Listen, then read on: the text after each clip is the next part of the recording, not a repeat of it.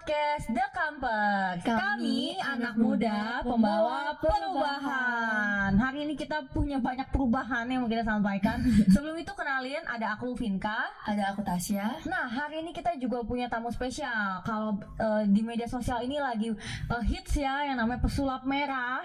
Kita juga punya nih. Kita pesulap apa nih? Pesulap siapa ya? Kita langsung panggil aja ya teman-teman. Selamat datang pesulap kuning. Perkenalkan semua yang ada di rumah, teman-teman The Campers. Saya pesulap kuning. Ya, aku Jenny. Pasti masih pada inget lah ya. Udah sering nongol juga kan di podcast The Camper. Oke teman-teman, welcome back to our podcast. Nah, podcast kali ini nih, tau nggak Tasya sama Vinka, kalau ngeliat background di belakang jangan serem dulu, jangan dimatiin ya video kita. Kita mau ngebahas tentang yang mungkin sebagian mikir mungkin serem, tapi kali ini kan nanti ada perspektif yang baru ya, tentang tipu muslihat iblis. Gimana cara iblis bekerja dalam kita. Mungkin kalian mikir ya kayak ngapain sih ngomongin iblis, nggak penting banget, tapi itu penting. Bahkan yang nggak kelihatan itu cara bekerjanya lebih bahaya ya. Silent killer gitu. Oke, aku mau langsung aja nih, mau kasih pertanyaan ke Tasya sama Vinka. Kalian pernah nggak sih ngalamin di keluarga kalian, atau mungkin orang-orang terdekat kalian, circle kalian, yang pernah berhubungan tentang dunia paranormal, mantra-mantra, ke orang pintar, gitu-gitu. Percaya apa sih, ramalan sampai oh ada ini, ada itu, kamu mesti pakai jimat ini, jimat itu. Gimana? Kalian ada pengalaman nggak? Aku sih kalau keluarga aku yang datang sendiri ke sana tuh belum pernah. Cuma aku inget dulu waktu rumah aku belum kebakaran, itu kan lagi direnov. Tapi di genteng paling atas tuh ada kendi gitu. Ada kendi. Terus kayak aku nggak ngerti sama tukangnya tuh kayak udah jangan dipecahin gitu. Kayak aku sama keluarga aku juga bingung sih, tapi kan kayak kita tahu nih something yang aneh, masa di atas genteng ada kendi sih gitu. Terus itu salah satu yang aneh. Terus abis rumah kebakaran kayak udah kita lenyapin. Tapi kita nggak tahu tuh yang itu kenapa gitu, karena nggak tahu siapa yang ninggalin barang itu, nggak tahu untuk apa. Terus ada yang bilang juga katanya di rumah kalian tuh rezekinya seret tahu karena ada yang menghalangi. Kayak apa gitu yang menghalangi kan, kayak itu sih kita bukan yang nggak percaya, tapi maksudnya kayak ini siapa nih, maksudnya apakah ada yang memang kayak mencoba, maksudnya kayak ya udahlah, maksudnya membuat ya kita rezeki kita seret atau gimana, tapi kita nggak percaya sih sama hal itu. Mungkin kayak gitu sih. Kalau Tasya Oke, ya sebenarnya udah hampir sama ya karena kita saudara gitu. Cuman kalau aku pengen nambahin aja sih dulu, kalau nggak salah nenek sama kakek aku itu kan waktu muda atau ini ya belum punya anak banyak gitu, terus mereka itu dulu pernah kayak ngasih sesajen gitu ya, mungkin itu kepercayaan mereka karena mereka juga ada darah Jawanya kan, jadi masih percaya kayak gituan. Tapi setahu aku setelah anak-anak ini masuk Kristen udah pada ke gereja segala macam, udah ninggalin itu sih paling. Oke, mungkin teman-teman juga bisa share pengalamannya di kolom komentar. Betul. Kalau pernah punya pengalaman atau sudah lepas, bisa malah jadi testimoni gitu kan. Ditunggu loh teman-teman sharing-sharingnya. Nah, aku juga mau nanya lagi nih, kalau mendengar kata setan, iblis, apa yang ada di benak kalian? Apakah Pengabdi Setan? Film yang lagi rebutan nontonnya gitu. Ya, perspektif kalian apa nih? Jujur kalau waktu kecil itu pasti ya yang terbayang seperti itu sih. Mungkin karena waktu kecil juga suka diajakin nonton film horor sama teman-teman, kayak nggak tahu sih, dulu waktu kecil tuh takut sama hal kayak gitu, tapi tuh kayak mencobai diri sendiri gitu. Jadi kalau misalnya Cici ini tanya kalau ada kata setan, iblis segala macam, ya masih kepikirannya kayak gitu sih, yang kayak film horor kayak gitu-gitu. Apalagi kan sekarang juga di Indonesia lumayan ini ya, maksudnya kayak pasarnya lumayan tinggi juga kan buat film-film kayak gitu. Tapi kalau sekarang puji Tuhannya aku udah nggak nonton kayak gitu lagi, jadi udah nggak kepikiran setan atau iblis yang kayak gitu, tapi lebih kayak oh ya kita ini sih emang musuh kita itu ya mereka gitu, iblis yang mencoba buat menjatuhkan kita, mencoba buat bikin kita jauh dari Tuhan, lebih kayak gitu sih Ci. Oke, sekarang jadinya musuh ya. Iya. Pinka sendiri gimana nih? Kalau kalau setan mungkin sama gitu ya, kebayangnya sama sesuatu yang serem-serem gitu. Tapi setelah kita jadi orang Kristen yang sudah percaya dan menerima keselamatan dan kuasa dari Tuhan gitu, sebenarnya itu yang harus kita lawan gitu. Iblis itu yang harus kita lawan, dan iblis itu bentuknya nggak cuma yang serem-serem. Mungkin kita lebih takut sama yang nyata gitu bentuknya ya. Maksudnya kayak ya ada apa nih, kayak ya mungkin viral gitu ya di sosial media, kayak ada penampakan terus kayak di videoin lah bentukannya. Mungkin kayak itu tuh yang bikin orang-orang takut karena bentuknya serem-serem, bentuknya macam-macam, ada yang terbang, ada yang pakai lilitan, ada yang loncat-loncat, ada yang palanya misah gitu kan, kayak bentuknya aneh banget gitu ya, bentuknya menakutkan gitu ya. Tapi sebenarnya itu tuh cuma apa ya, itu tuh kayak rupanya aja gitu yang menakutkan gitu, tapi sebenarnya roh dalam diri kita tuh yang lebih besar dan sebenarnya bisa melawan hal itu sih. Oke, mantap nih. Kurang lengkap kalau kita nggak bahas dari segi firman Tuhannya. Betul kan. Kita mau kenalan dulu nih, kenalan. Iblis itu pertama, iblis, setan, apalah whatever yang kita sebut ya. Nah, nama banyak ya, mereka punya nama banyak ya sebutannya. Nah, teman-teman, itu pertama kali kalian tahu nggak dibahasnya di mana tuh? Munculnya adanya di mana tuh? Di ayat mana tuh? Yang Adam Hawa itu. Oh, di Kejadian. Di Kejadian ya, kisah apa jatuhnya manusia ya. Kita siap-siap firman Tuhan ya teman-teman yang di rumah juga, sambil dengerin podcast kita boleh sambil bolak-balik gitu kan. Dibilang harus menguji ya, bahkan nggak apa-apa kita nguji bareng gitu kan, kita dilengkapi bareng lagi nih, apalagi topiknya penting. Mungkin dianggap nggak penting, ngapain sih kenalan sama iblis, ngapain? Enggak, kita nggak mau belajar tentang iblis bentuknya gimana, kalau yang kepala buntung gimana. Tapi cara kerjanya itu yang bekerja sampai sekarang gitu teman-teman, yang sayang untuk dilewatkan, dimana dia lagi gencar-gencarnya bekerja. Yuk kita buka dulu dari awal, mungkin yang dari sekolah minggu agak bosen-bosen sekali dengan kisah ini, tapi jangan bosen dulu ya. Kita dari Kejadian 2 dulu nih, Kejadian 2 ayat 16, aku bacain dulu. Ini perintah Tuhan dulu ya. Lalu Tuhan Allah memberi perintah ini kepada manusia. Semua pohon dalam taman ini boleh kau makan buahnya dengan bebas. Apa? Semua pohon dalam taman ini boleh kamu makan buahnya dengan bebas. Tetapi pohon pengetahuan tentang yang baik dan yang jahat itu jangan kau makan buahnya. Sebab pada hari engkau memakannya, pastilah engkau akan mati. Kita lanjut ke Kejadian 3-nya ya. Boleh bantu baca Tasya di Kejadian 3 ayat 1 dulu. Kejadian 3 ayat 1, manusia jatuh ke dalam dosa. Adapun ular ialah yang paling cerdik dari segala binatang di darat yang dijadikan oleh Tuhan Allah. Ular itu berkata kepada perempuan itu, tentulah Allah berfirman, semua pohon dalam taman ini jangan kamu makan buahnya, bukan? Ya, sebentar. Nah, dari situ kita udah ngelihat, dari pertama-tama aja ada bau-bau apa nih? Tipu muslihat. Bau-bau tepu-tepu ya. Kayak pakai filter aja tepu-tepu. Nah, di sini udah ada bau-bau penipuan gitu kan. Tentulah Allah berfirman, semua pohon dalam taman ini jangan kamu makan buahnya. Padahal tadi di ayat sebelumnya yang kita buka di Kejadian 2 itu apa? Boleh, tapi pengetahuan yang baik dan benar jangan. Tapi semua pohon boleh. Nah, di sini langsung dihantam sama iblisnya, semua pohon ini dalam taman ini jangan kamu makan buahnya. Jadi nanti kita akan belajar nih, Vinka, Tasya sama teman-teman di rumah, berarti iblis itu apa sih, gimana cara kerjanya, nah gitu teman-teman. Nah, terus aku lanjut kedua, lalu sahut perempuan itu kepada ular itu, buah pohon-pohonan dalam taman ini boleh kami makan. Benar dong, masih si perempuan ini, si Hawa ini masih nangkep firman yang Tuhan kasih di awal. Tapi tentang buah pohon yang ada di tengah-tengah taman, yaitu pengetahuan yang baik dan benar, Allah berfirman, jangan kamu makan atau kamu raba buahnya itu, nanti kamu mati. Nah, di ayat keempat, tetapi ular itu berkata kepada perempuan itu, sekali-kali kamu tidak akan mati.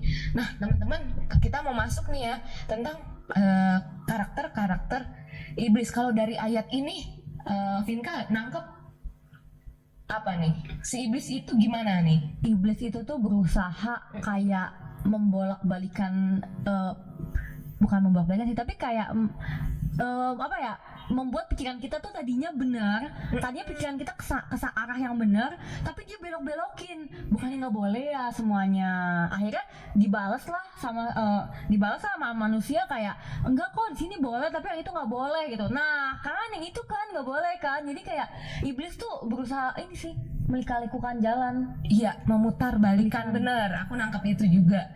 Nah, teman-teman, kita udah mulai masuk nih ya mengenai karakter si iblis. Berarti pertama apa tuh, Tasya?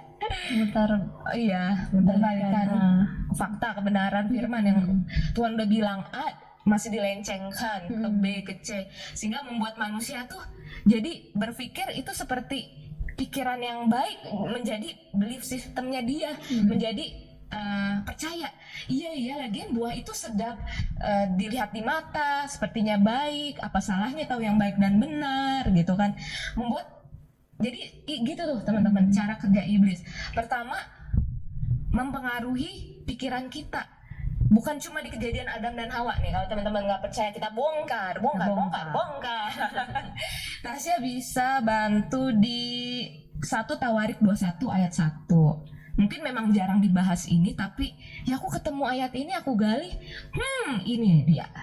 Oke, 1 Tawarik 1 ayat 21 ya? 1 Tawarik 21. Oh, oke, 21. 1 Tawarik 21 ayat 1. 1 Tawarik 21 ayat 1. Pendaftaran dan hukuman. Iblis bangkit melawan orang Israel dan ia membujuk Daud untuk menghitung orang Israel. Sekali lagi di awal, yang awalnya itu. Iblis bangkit melawan orang Israel dan ia membujuk Daud untuk menghitung Nah, orang Israel. membujuknya gimana teman-teman? Kadang iblis kan datang nggak dalam bentuk rupa, itu nggak dalam bentuk wujud yang kelihatan. Aku bilang itu udah ketinggalan zaman. Kalau masih itu iblisnya masih belum canggih ya. Canggih, levelnya rendah ya. Yang masih pakai bedak putih gitu.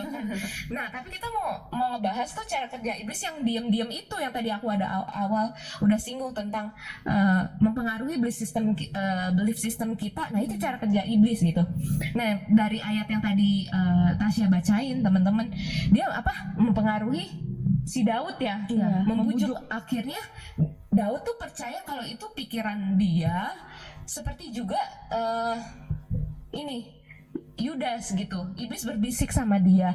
Terus Kain ketika membunuh Habel juga. Jadi aku mau nanya nih sama Tasya. Jadi menurut Tasya, kalau dari yang tadi kita bahas baru sedikit sih ya teman-teman. Jadi cara kerja iblis tuh gimana? Rapi atau caranya gimana? Rapi sih. Kayak gimana tuh? Karena apa ya? Kadang kita sendiri sebagai manusia kan punya ego kan, punya apa, kadang kayak bahkan ya kita pun kayak pernah ada di posisi kayak ini suara Tuhan tuh bukan nih. Nah, kadang tuh iblis lebih pakai itu lagi buat bikin kita bingung. Kalau kita bingung, kita nggak ngandelin Tuhan, kan pasti dia punya banyak celah buat nih Tasya kelemahannya di sini nih. Terus dia bisa pakai itu buat semakin ngelakuin rencana jahat dia lah yang dia udah susun gitu. Itu sih. Betul banget yang Tasya bilang. Jadi teman-teman harus udah mulai dari muda nih, udah harus belajar aware gitu. Oh, iblis bekerja secara diam-diam gitu ya, serangan fajar gitu. Jadi ketika kita lagi lemah, jadi gini, iblis itu tipu muslihat iblis dan senjata iblis yang dari dulu dipakai sebenarnya nggak pernah berubah. Ya sih, dia mau mencoba merubah apa lagi dengan nggak ada. Caranya dari zaman dulu itu memutar balikan sama iblis. Jadi peperangan rohani yang sebenarnya bukan masukin jin dalam botol ya nggak sih? Gitu kan, masukin dalam botol atau gimana. Peperangan rohani yang besar itu yang dibilang ada di dalam rumah itu, tapi hati-hati, ada yang dalam pikiran kita dulu, karena iblis menyerang dalam pikiran dulu untuk mempengaruhi kita action. Dia nggak bisa tiba-tiba narik tangan kita gitu, enggak. Misalnya untuk membunuh gitu, langsung tangan kita gitu langsung, enggak. Pikiran kita, nah tipu muslihat iblis itu teman-teman bekerja dari pikiran kita, mempengaruhi pikiran. Jadi yang disebut belief system itu akan menggerakkan action kita, jadi percaya gitu kan. Begitu juga maaf sini ya tentang kepercayaan yang mungkin dari dulu yang kita udah tahu ya, aku nggak usah sebut gitu kan. Mungkin nanti ada oknum-oknum yang merasa gimana, tersinggung atau gimana gitu kan. Nah, karena ya memang susah, kadang kita besar dengan sistem yang udah dipercayain seperti itu gitu. Nah makanya aku mau bawa teman-teman untuk perspektif yang baru gitu melalui podcast ini, Tipu Muslihat Iblis gitu. Ya, jadi dia tuh bekerja melalui pikiran kita, mempengaruhi action kita, belief system kita seperti yang Daud itu. Jadi dia melakukan seperti seolah-olah itu pikiran dia. Jadi makanya dibilang hati-hatilah dengan benih ragih yang ditaruh oleh iblis dalam pikiran kita. Itu doang cara kerjanya sebenarnya dari dulu, nggak pernah berubah gitu kan. Gitu.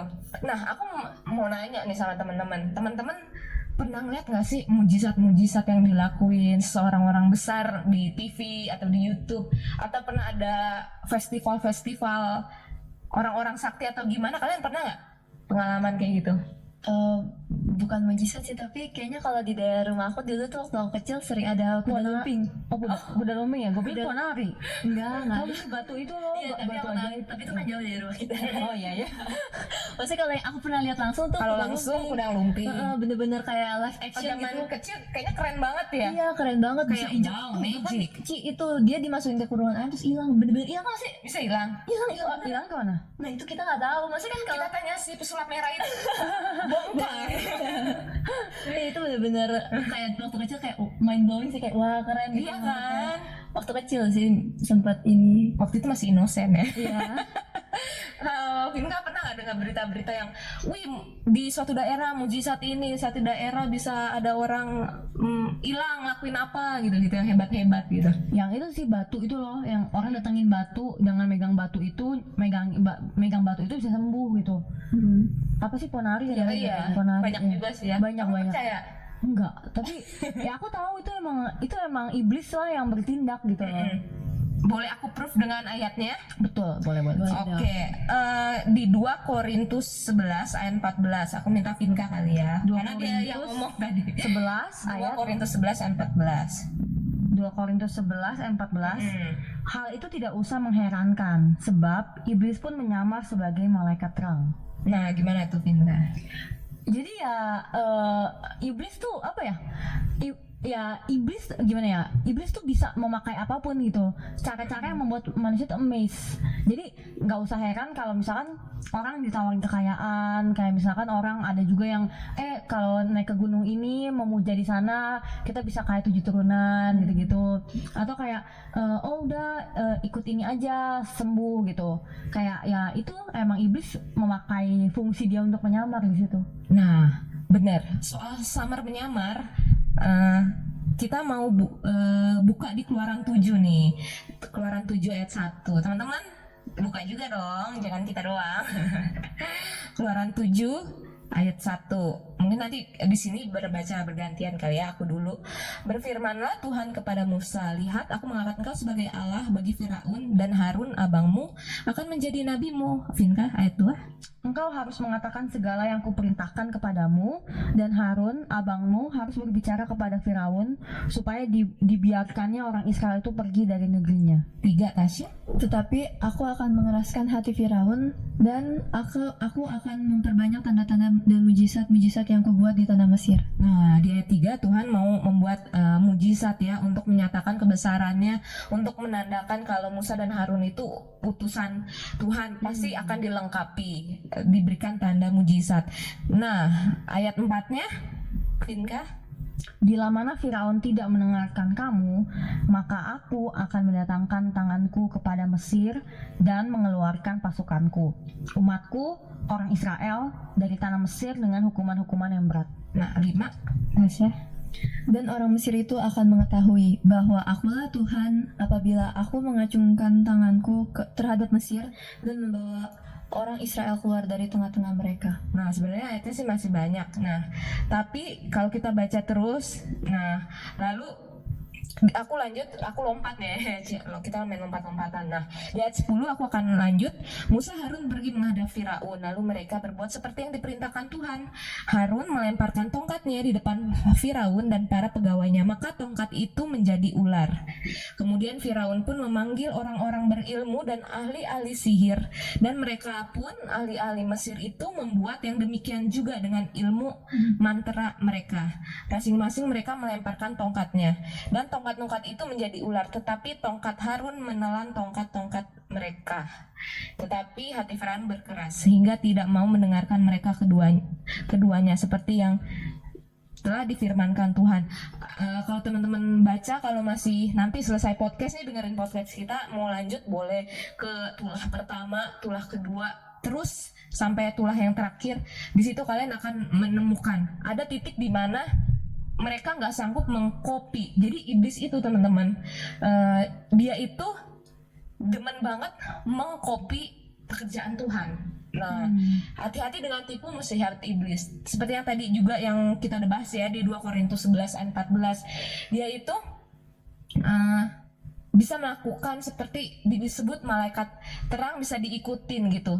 Tapi teman-teman, keterbatasan iblis itu, tipu muslihat iblis itu ada batasnya. Karena Tuhan kita Tuhan yang tak terbatas. Gitu teman-teman. Nah, sekarang kita mau bahas dikit ya sebutan-sebutan iblis. Nah, ada, kalau kalian tahu sebutan iblis ada apa aja nih yang kalau kalian pernah baca? Siapa, dan siapa? Lucifer. Lagi ya, malaikat yang jatuh gitu. Bisa juga. Nah, aku mau lanjut lagi. Ada si jahat, si pencoba, sama roh yang jahat. Kita pokoknya semuanya tentang firman Tuhan sih. Pokoknya aku mau membuka teman-teman semua gitu. Nah, kita boleh dibuka di Matius 13 ayat 19, Tasya. Sekalian dibacain. Matius 13 ayat 19. Oke, Matius 13 ayat 19. Itu si jahat ya. Apa kata Alkitab tentang iblis? Si jahat. Kepada setiap orang yang mendengar firman tentang kerajaan sorga tetapi tidak mengertinya, datanglah si jahat dan merampas yang ditaburkan dalam hati orang itu. Itulah benih yang ditaburkan di pinggir jalan. Nah, Tasya, disebut tadi apa? Si jahat. Si jahat dan suka merampas. Menurut Tasya sama Vinka, apa sih yang iblis sebenarnya mau rampas dari kita gitu? Yang iblis mau rampas tuh ya itu benih firman Tuhan.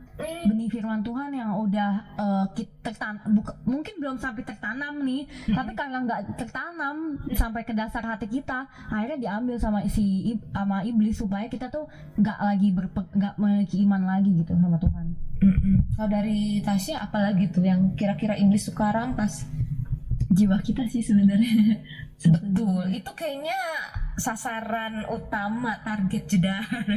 Dulu teman-teman, waktu aku pelepasan pertama kali nih di gereja, itu kan aku bermanifestasi gitu ya teman-teman. Nah, ketika itu iblis, aku dibikin sadar gitu waktu manifestasi itu atau yang disebut kerasukan itu, iblis itu ngomong gini, aku menginginkan jiwa anak ini, gitu. Jadi memang dari situ aku sadar, iblis itu memang pengen banget ngambil jiwa kita supaya terpisah dari kebenaran dulu, seperti yang tadi nyambung, seperti Vinka bilang, pertama benih firman. Jadi kan kita nggak percaya, meragukan Tuhan tuh ketika ada masalah gitu teman-teman, itu dirampas oleh iblis. Begitu cara kerjanya. Kita jadi nggak percaya, mengutuki iblis jauh. Akhirnya ya jiwa kita yang akhirnya terbuang. Itu memang goalnya, benar kata Tasya gitu. Jadi sebutan-sebutan iblis itu satu. Terus ada lagi si pencoba, Vinka, di Matius 4 ayat 3. Matius 4 ayat 3.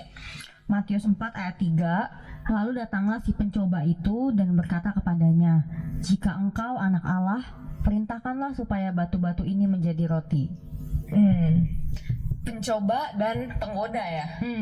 Menurut teman-teman, iblis itu paling suka mencobai dan menggoda kita apa sih? Kalau teman-teman masih muda nih, kalau dari perspektif umur kalian yang kalian hadapi, nafsu kita sih, kayak kita memiliki nafsu yang mungkin nih nafsu terhadap kebutuhan seks, atau nggak nafsu untuk bisa jadi orang yang memiliki harta, tahta, jabatan gitu. Pokoknya ya udah yang diri kita tuh, daging kita inginkan gitu.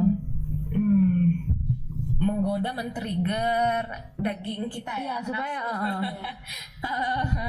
Tasya, Ada tambahan yang diucapin sama ya. Gini, ya Tuhan aja digoda, itu berarti sebenarnya buat kita belajar poin-poin penting ya. Harta, apalagi tuh, harta dan harta, tata, martabat, Wanita. wanita, benar.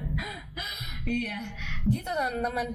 Jadi semua, kan makanya iblis bilang semua ini dalam kuasaku. Ya benar, dunia ini emang lu yang kuasain gitu.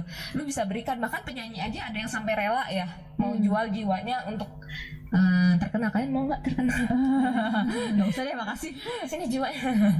Tukeran ya, jiwa yang udah ditebus darah Tuhan ditukar dengan ketenaran, tapi akhirnya kita end up di mana teman-teman udah tahu lah ya. Gitu. Jadi tipu muslihat iblis itu seperti itu teman-teman. Terus ada lagi yang terakhir, si roh jahat di Markus 1 ayat 26. Tasya, hari ini aku bisa nyuruh-nyuruh. Markus 1 ayat 26.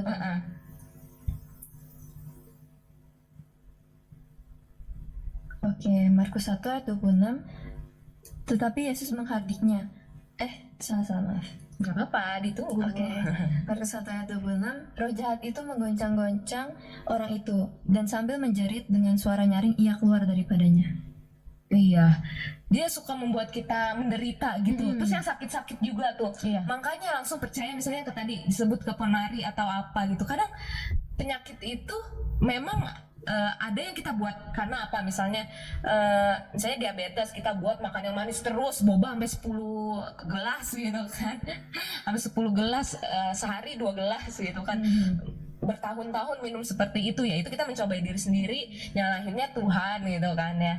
Tapi juga ada penyakit yang misalnya seperti Ayub gitu, tapi melalui penyakit ini pun tipu muslihat iblis bisa bekerja, bahwa kita udah kebetulan lagi ada yang bilang ada orang pinter hebat nih, Iya. bisa nyembuhin kerisnya, bisa keluar api gitu kan, keluar petir gitu. Terus itu aja datang ke ke orang B banyak, akhirnya malah menjauhkan dari Tuhan. Tipu muslihat iblis itu bisa seperti itu juga di titik kelemahan kita, dalam kebutuhan kita. Jadi iblis itu tuh pintar menyelinap sebenarnya teman-teman. Dia seperti cahaya, makanya dibilangkan seperti cahaya yang jatuh. Nah dialah gitu kan bekerjanya sat. Ketika kita sakit pun ya aku harap teman-teman tetap kuat gitu, percaya, beriman sama Tuhan. Jadi iblis pun bisa bekerja banyak cara di dalam kelemahan kita, dalam apa yang kita butuhkan, di situ dia datang. Gitu teman-teman. Nah kita udah mau masuk ke akhir, kita bikin konklusi aja berarti ya. Jadi teman-teman, walaupun kalian masih muda, aku berharap teman-teman boleh berdoa, boleh minta roh yang sensitif untuk mengenai gimana bisa discerning spirit gitu ya, bisa membedakan mana nih pekerjaan iblis, dimana kalian nggak percaya dengan pikiran ini. Bukan yang tadi Tasya juga bilang, mendengarkan suara Tuhan itu sangat penting. Artinya apa? Kalian harus melekat dulu dengan firman Tuhan. Nah di situ kebenaran, di situ kalau bertentangan dengan firman Tuhan berarti hati-hati gitu teman-teman, karena banyak banget yang di dunia ini tawarkan bisa menyesatkan kita. Iblis pun bisa bekerja ya melalui musik, film aja sampai bikin kita lupa ibadah kadang ya, sampai udah tanggung tinggal episode ini nih, tinggal episode terakhir nih Korea nih gitu kan. Aku sukanya korengan. Aku gorengan sih. Gorengan. Iya. Terus disisip-sisipin kata-kata kutuk di lagu untuk Tuhan. Itu banyak banget teman-teman. Jadi semoga teman-teman diberikan kepekaan oleh Tuhan. Teman-teman juga harus minta, teman-teman juga harus dekat sama Tuhan sehingga bisa membedakan. Makanya dibilang ujilah segala sesuatu, untuk bisa menguji di mana tipu muslihat iblis itu lagi bekerja banget gitu. Hati-hati dengan film yang teman-teman nonton, bahkan games. Teman aku pernah main games, dia kesaksian. Ternyata games itu memang sudah dipersembahkan. Jadi ada setelah main games itu dia ngalamin sesuatu yang nggak enak dalam dirinya, berubah gitu. Cuma aku lupa cerita lengkapnya. Cuma dia pernah bersaksi itu waktu itu di gereja waktu ada youth gitu kan. Sangat mempengaruhi dan itu nyata gitu. Dan juga kalau teman-teman cari Illuminati tentang lagu, di situ di rewind banyak kutukan bukan untuk Tuhan, memuja setan, malah liriknya gitu. Jadi teman-teman hati-hati, iblis bekerja seperti itu. Hati-hati dengan dia, itu licik teman-teman. Jadi berjaga-jagalah dan berhati-hatilah. Oke teman-teman semuanya, kiranya podcast ini memberkati kita ya, untuk memperlengkapi kita lebih berjaga-jaga lagi, lebih kuat dalam Tuhan. Dan ingat, peperangan kita ini bukan daging tapi dalam roh, dan kita bisa kuat itu kalau kita memakai perlengkapan senjata Allah gitu. Ketopang keselamatan, teman-teman hafal ya itu ya. Oke, sampai sini aja podcast kita. Kiranya Tuhan Yesus memberkati. Shalom teman-teman, bye-bye, sampai jumpa di podcast kita selanjutnya. Kalau suka jangan lupa like, subscribe, dan share ke teman-teman kalian. Bye-bye. Dadah.